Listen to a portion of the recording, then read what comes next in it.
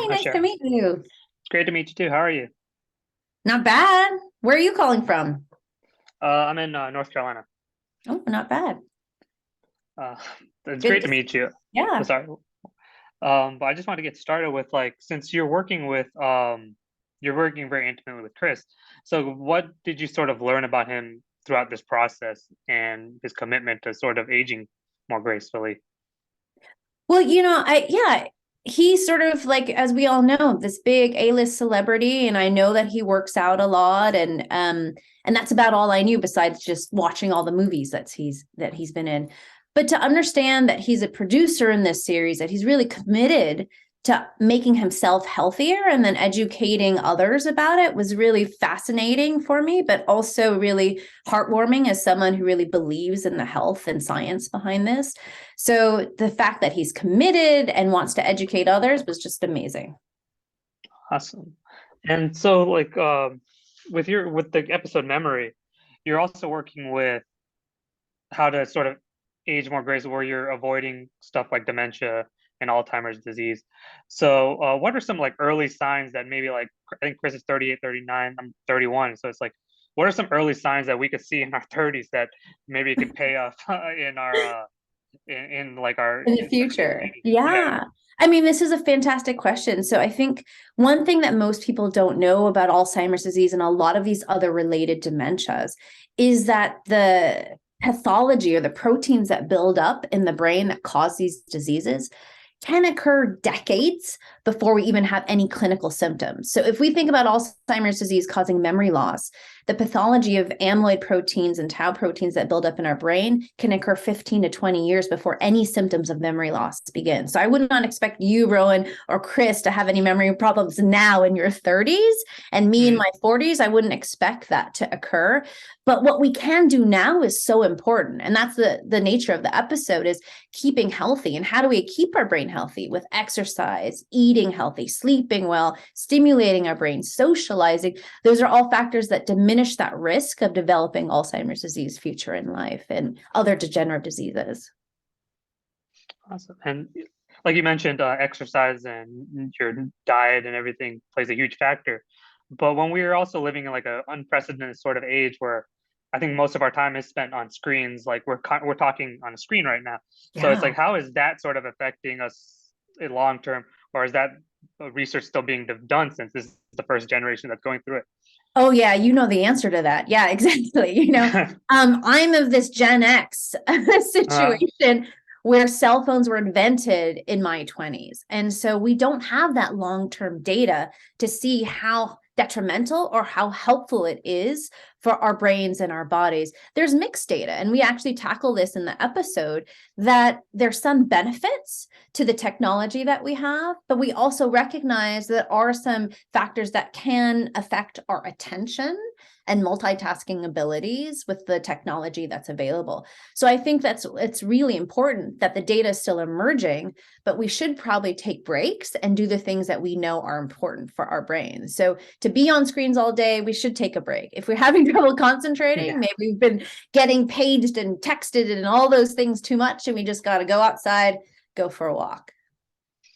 yeah, absolutely. And so like building off that, since we're also like working a lot, and it's like I think stress is playing a bigger factor now that we're seeing it. And it's like we've heard a lot recently about the past 2 years, especially about brain fog developing in people. So are these kind of outside factors, screen time, stress, playing some sort of role in accelerating the our mental health? I mean our memory as we age?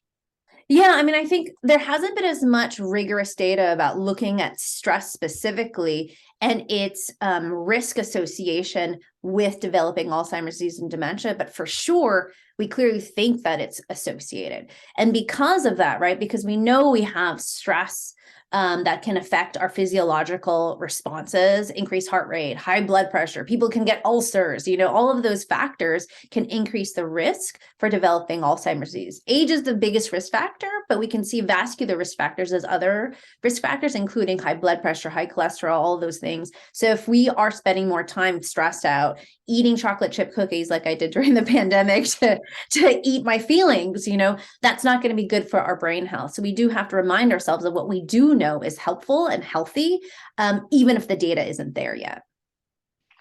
Gotcha. And are there, like, in terms of nutrition, are there any sort of foods or dietary, like, it's like, hey, add a little bit of this into your diet versus like you don't have to completely overhaul, but some like small steps that people can take? Yeah, I know. I mean, I think we all are looking for that miracle drug or that one miracle food. My mom used to watch a TV show with a doctor and say, he said blueberries are healthy, or what about that supplement that's available? But that's the easy way out. And that's actually not been proven. Any of those fads that we see, coconut oil, curcumin, or turmeric, there's no one food, unfortunately. It really is that overhaul, but it's common sense, So it's this Mediterranean heart healthy diet that's been the most studied.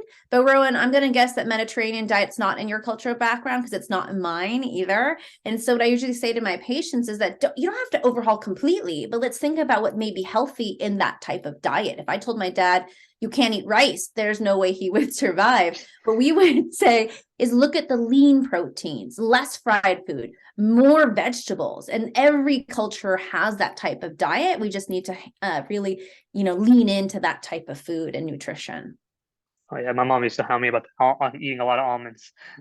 But You can tell her it's a balance, right? So yeah, like yeah, have some almonds, but it's not like only almonds. If you only ate almonds, you wouldn't get all the other nutrition you needed. yeah.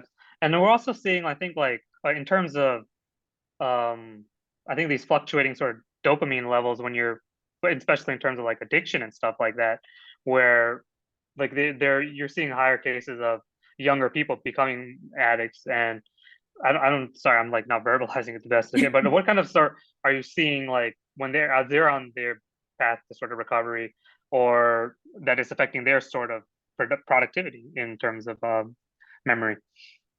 Yeah, that's, those are not the type of patients that I see, but in Mhm. general, I think we would think that people who are on the recovery process or people who have had addiction, whether it's opiates or other drugs, we need time to deal with the fact that there's an addiction process happening, and that's a disease in and of itself.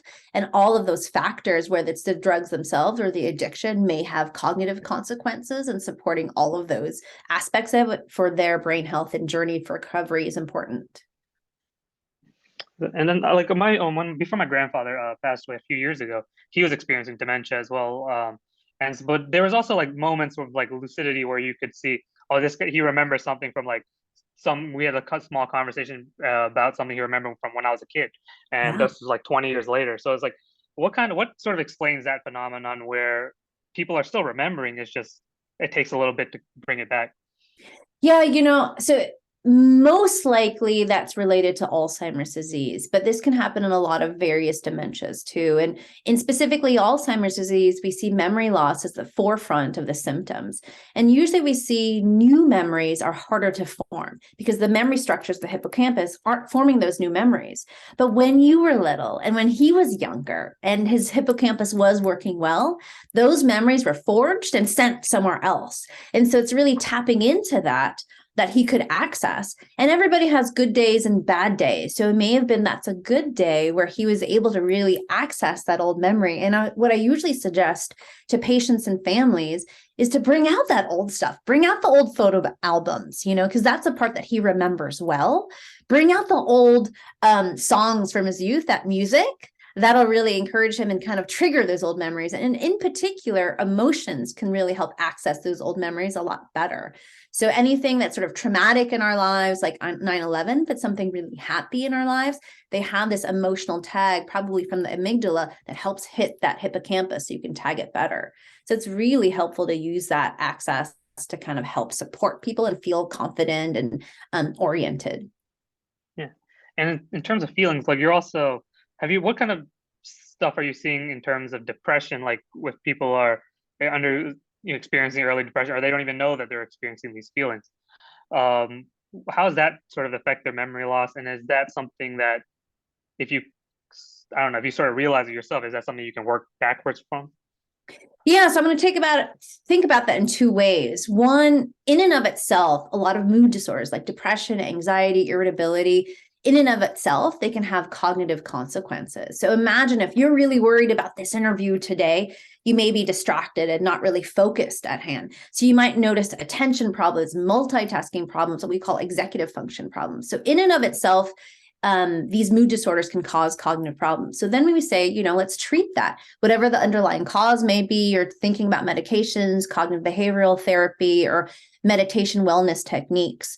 But then in relation to dementia, we see a high percentage of association with mood disorders as well. We don't fully understand that. It can predate the cognitive symptoms, it can co-occur, or it could be as a consequence as well. But we see this in strokes, we see it in other sort of trauma, any sort of degeneration of the brain can cause these mood disorders. And again, what I usually say is that it can exacerbate the underlying cognitive concerns with executive dysfunction. So we want to try to treat that to see if we can help improve symptoms that can be treatable. Gotcha. And uh, I think it's harder as we get older. Sometimes when you're in school, you're constantly learning. You're in the learning mindset. But as you're older, like you want to it's like, hey, let me learn this skill, but you can't sit 15 minutes sort of reading a book. So what's the sort of, I guess, difference between like retaining a memory versus learning a new skill as we age, and how do we sort of, I don't know, improve our habits so that we can continue learning? Yeah, I think obviously, our ability to learn information, our cognitive processes change as we age. And so, unfortunately, you might be past your peak, even in your young 30s right now. And I'm clearly past my peak in terms of, say, memory retention, processing speed, and all that. But it's a very slow decline in our actual content of knowledge. Remains the same for quite many years.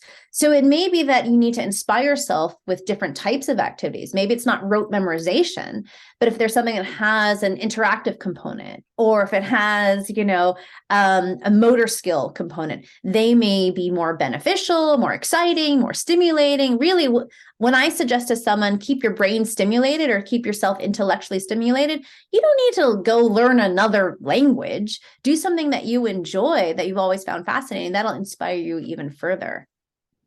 Yeah, absolutely. And like in terms of Chris, we have he's, obviously he has, his memory is like his job pretty much. He has to remember these epic lines that he's saying in the Thor movie and other movies. So what kind of conversations did you have with him about like how can he apply what he's learned from you and into his sort of daily job, or is like what do you hope he can take away from your time together? Yeah, well, a few things, as you mentioned, he has a lot of lines to remember. So I was curious and I asked him, how do you remember your lines? Because for a lot of us, we don't have to memorize a lot of information all at once for our job. And he said that he uses the emotional content to help him remember the lines. And for all of us, I think for us to remind ourselves, how do we remember information, or how can it be meaningful for us? And it's usually the emotions or the excitement about it. And so I use that sort of to guide him to say, to keep our brain healthy, what's important to you, or why would you want to keep your brain healthy? And not only, is it because he himself wants to stay healthy, but for his family, his wife, his kids, it's important to him to not only stay healthy, and we discussed the routines that he could have. So, he already has a good healthy diet. He already has an exercise regimen, but to remind him, it's not about just the looks for the exercise, it's for the brain. And other aspects, sleep is another important one that I think he has more difficulty with. So we've talked about ways to de-stress so that sleep can be improved. Yeah, and like as our memory naturally declines, it's like as we increase our sort of, is there any sort of exercise routine? Like, is it more endurance type training or more interval type training where it shows like, I don't know, gradual growth or gradual improvement over time, or just makes the decline a little slower? Have you noticed anything? Oh, yeah. So there's so much research about this. It's so exciting, actually, that there's so much research.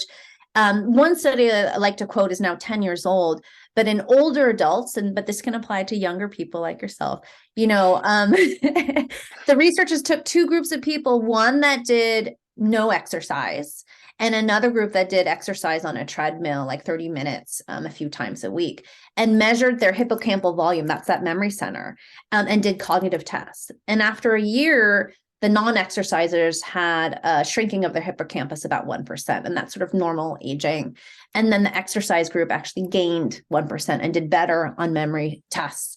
And so there are multiple studies similar to this where aerobic exercise is beneficial, but there are mixed studies about whether, say, weight training and other types of exercise can be just as good or even better. So what I usually tell patients is that let's think about what you enjoy and make a mix of it too. So if you really enjoy walking, just make it brisk enough, but if you can do some other types of activity that can include cognitive stimulation and social stimulation, like dance or learning a new skill, like pickleball is the new fad right now, then do all of that, but typically what we've seen is that study after study, aerobic exercise has been the most beneficial or consistently repeated. Awesome. And so like when you're working with Chris, did you sort of notice, since he was so advanced in terms of his physical, that his memory was maybe on a sort of better track than maybe a regular patient might be, or was it about what you expected? Yeah, I mean, I didn't formally test his memory, so I'm sorry, spoiler there. I didn't formally test his memory, and we know that he has to have a good one to be able to do well in his job, But I think because he's already so young and healthy, we wouldn't expect there to be difficulties. What we were talking about mainly is how do we keep this going for his future life and how to maintain, and that may be I think the takeaway for all of us. If we're not noticing problems now, let's not wait until we get problems to take care of ourselves. We don't want to wait until we're 60, 70, like you were asking earlier. Let's do it now. And that can even start in our childhood, to think about healthy habits, whether it's diet or exercise or taking breaks from screen time, et cetera. We want to keep that and maintaining, because prevention is the best way than trying to sort of be reactive and treat something that may not have a fix. Yeah, and then and I think the diet ties into that, or if we're stress eating, would you say that like eating more high sugar foods, high salt content, sort of derails you for a time period, or is it a combination of just eating poorly and bad eating habits?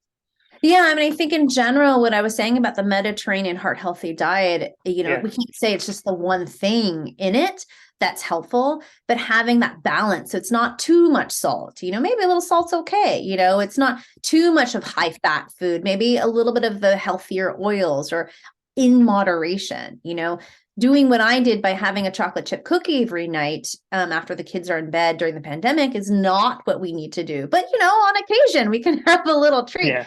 Similar to what I was saying about the Mediterranean heart healthy diet, alcohol is not good for the brain. And a lot of us thought that, hey, red wine's good for our heart, but it isn't necessarily good for our brain. So having that sort of taking it for special occasions, whether it's high salt or high fat or your dessert or your alcohol, taking everything in moderation is important.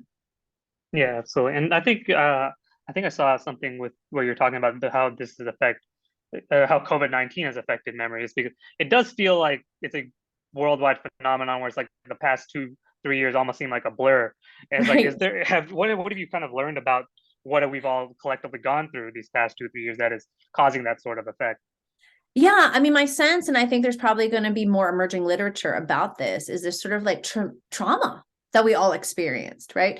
I think we're learning more about, say, long COVID or cognitive effects of actually developing COVID, but not everybody developed COVID, but we all experienced this great sudden global pandemic where we had to isolate, and we know how important socialization is. So the isolation, the sudden change, probably the trauma and anxiety that we experienced was affecting our cognitive function, and more likely that anxiety and heightened anxiety, so that we felt like there's this fog and not be able to process a lot of this information. I don't know a lot of the data that's emerged, but I'm sure there's going to be more as time goes by. Yeah, I can imagine. And then so we are like attaching emotion to a lot of our core like memories that we do remember, really like that are easy to recall. When you're looking at some memories that are harder to recall, are there any ways to maybe like bring those almost back, or is it something that you're gonna have to just live with until you do remember?